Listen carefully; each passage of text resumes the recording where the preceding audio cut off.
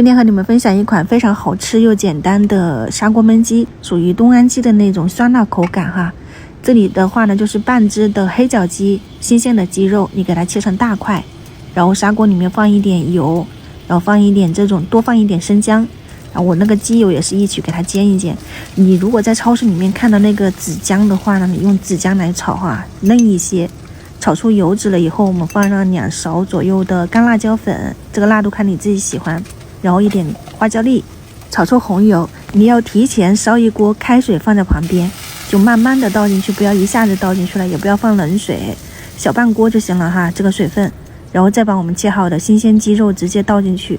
有些朋友介意的话呢，你就把鸡肉焯一下水哈，我觉得新鲜的鸡肉不焯水。加上一点点的盐，3-4圈左右的薄盐生抽，2-3圈的米醋，盖上盖子，大火给它焖上10分钟左右。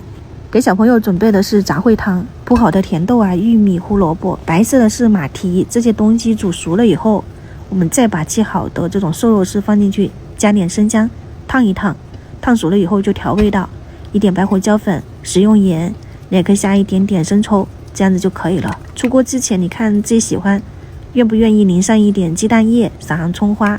这个汤喝起来是脆甜的，而且啥都有，非常丰富。你看自己喜欢，能不能去给它勾一个芡，黏黏糊糊的那种哈。这边我看了一下时间，我是焖了12分钟的。你放上一点新鲜的蒜片、甜辣椒丝，搅拌一下，再淋上2圈左右的米醋或者是白醋，一丢丢的白糖提鲜。咸味不够你就加一点点的盐，撒上一点葱段。我们今天的砂锅版本的酸辣鸡，吃起来就是东安鸡的口感。可以开个中小火咕噜几分钟，这个味道会更浓郁一些。为什么分2次加白醋？它就是那种酸的层次感不同，鸡肉很嫩，而且是酸辣口的，喜欢可以去试一下。我炒了一点酸菜，用空气炸锅烤了一点汤圆。原本是想要做酸菜炒汤圆的，但是这个状态哈，基本上也炒不了了。然后本来想用油炸的哈，但是又怕它崩哈，所以就算了，直接这样吃了。